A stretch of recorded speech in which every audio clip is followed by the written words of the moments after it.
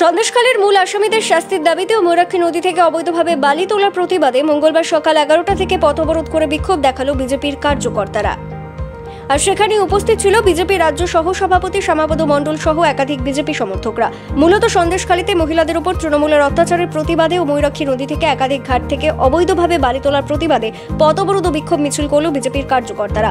উক্ত কর্মসূচিতে উপস্থিত ছিলেন বিজেপির রাজ্য সহ সভাপতি শ্যামাপদ মণ্ডল, ময়ূরেশ্বর বিধানসভা বিজেপি কনভেনর সুকান্ত মণ্ডল সহ একাধিক বিজেপির কার্যকর্তারা। তবে এই কর্মসূচি থেকেই নানান মন্তব্য করলেন ময়ূরেশ্বর 1 নম্বর বিজেপি মণ্ডল সভাপতি শ্যামল ব্যানার্জি। তিনি বলেন, সন্দেশখালীর দুধেল গরু এখন পিসিমণির আঁচলের তলায় লুকিয়ে আছে।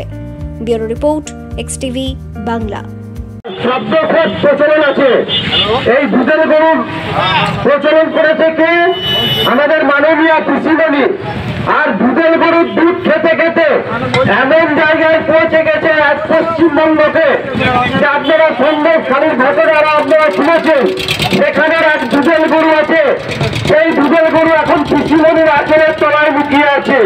সেই দুধের গরু কি করতো? যে সন্দেশখালীতে মা বোনেদের, শুধু মা বোনেদের তুলে নিয়ে যাওয়া নয়, রাতের পর রাত সুন্দরী মহিলা থেকে যেভাবে নির্যাতন করা হতো, এই দুধের গরুদের শুধুমাত্র হিন্দু মহিলাদের।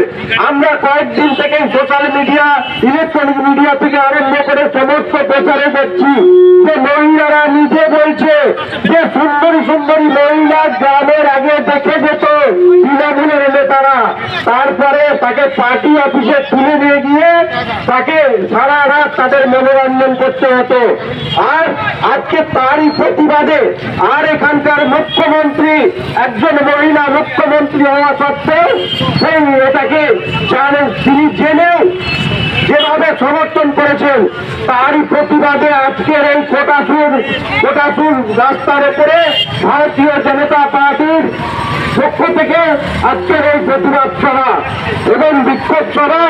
সেই বিক্ষোভ সভায় উপস্থিত ভারতীয় জনতা পার্টির প্রদেশের অন্যতম সহসভাপতি শ্যামাপদ মণ্ডল মহাশয় এবং এই মণ্ডলের সভাপতি ভাই সঞ্জয়, এর সঙ্গে সঙ্গে ভারতীয় জনতা পার্টির মহিলা মোর্চার নেত্রী অনুরাধী এবং পশ্চিমপন্থী মানুষ এবং আমার মাইক্রোফোনের কণ্ঠস্বর যতদূর যাচ্ছে, আমি সকলকেই ভারতীয় জনতা পার্টির পক্ষ থেকে, আমার পক্ষ থেকে আন্তরিক অভিনন্দন জানাচ্ছি।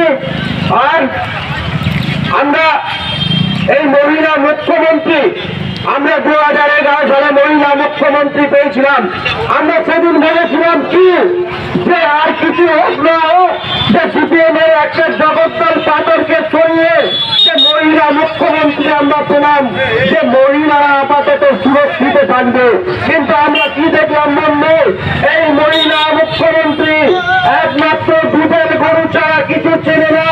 আর ভোট ব্যাংকের রাজনীতি করতে গিয়ে, টিকে থাকতে গিয়ে যে চুরি আর এই দুধের গরুদের প্রশ্রয় দিতে দিতে আজ হিন্দু মা বোনদের ইজ্জত নিয়ে খেলতে লেগেছে। আজ হিন্দু মা বোনদের, আর তার সঙ্গে সঙ্গে এখানকার এই জনতা পুলিশরা সব জেনে যে পকেট ধরাতে চায়। এবং এই পুলিশকে আমি এখান থেকে বলতে চাই, আরে পুলিশ সাহেবরা, আপনারা ডিউটি করছেন, এই চাকরি আপনাদেরকে তৃণমূল দেয়নি।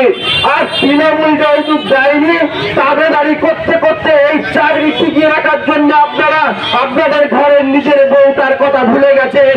আর কয়েকদিন পরে দেখবেন, যখন এই দুধের গরুরা আপনার বোনকে, আপনার একটা বোন আছে ঘরে, আপনার বউ আছে, তাকে যখন হাত ধরে যখন টানবে, তখন আপনাদের হুট ফিরবে।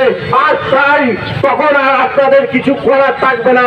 কিন্তু এই ভারতীয় জনতা পার্টি যতদিন থাকবে, আমি বলে যেতে চাই এখান থেকে, ভারতীয় জনতা পার্টির কর্মীরা এই পিসিমণির এই পশ্চিমবঙ্গকে যেভাবে বাংলাদেশ করার প্রচেষ্টা চালাচ্ছে, আমরা 1946 সালের কথা মনে পড়ে যাচ্ছে, যা ক্যালকাটা রাইটের কথা মনে পড়ে যাচ্ছে, যেভাবে হিন্দু হত্যা, হিন্দু মা বোনদের ধর্ষণ করা হয়েছিল এবং মধ্যযুগীয় বর্বরতাকে সন্দেশখালী ছাড়িয়ে গেছে।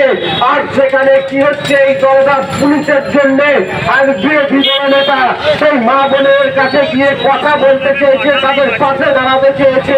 এখানকার জনতা পুলিশ এত এতটাই তোলা তুলতে আর ব্যস্ত এবং কৃষিমণির এত জলদাসে পরিণত হয়েছে যেখানে বিরোধী দলনেতাকে সন্দেশখালী যাওয়াতে দূরের কথা 60 কিলোমিটার আগে আটকে দেয়। এই পুলিশকে আমরা এখান থেকে ধিক্কার জানাতে চাই এবং এই পুলিশের এখন একটাই কাজ, এই মৌরেশ্বর থানার ওসি শুনে রাখবেন যে যতই তোলাবাজি আপনারা করছেন, এতদিন বলার পরেও এখানে বালিঘাট কি করে চলছে আপনার কাছে কি কোনো খবর নাই?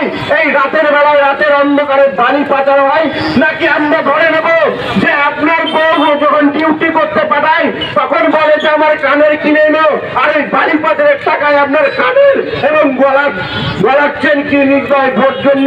আরে এই চেন আর সোনার কানের কিনে কিছু করতে পারবেন না।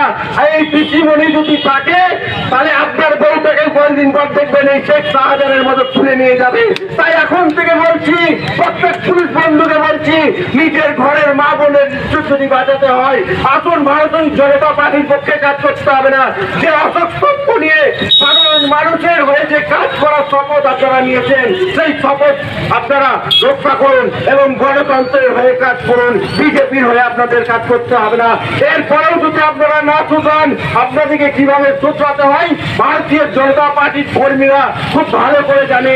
আর ভারতীয় জনতা পার্টির ঝান্ডার সঙ্গে এই ঝান্ডাটা কিভাবে রাখতে হয় আর আপনাদের কিভাবে সাহায্য করতে হয় এখানকার সন্দেশখালীর মা বোনেরা যেমন বুঝিয়ে দিয়েছে, আমরাও তো এরকম বুঝিয়ে দেবো। এই মৌরেশ্বর বিধানসভায় এই মল্লারপুর থানা মৌরেশ্বর থানার ওসিকে আমি এখান থেকে বলে যেতে চাই।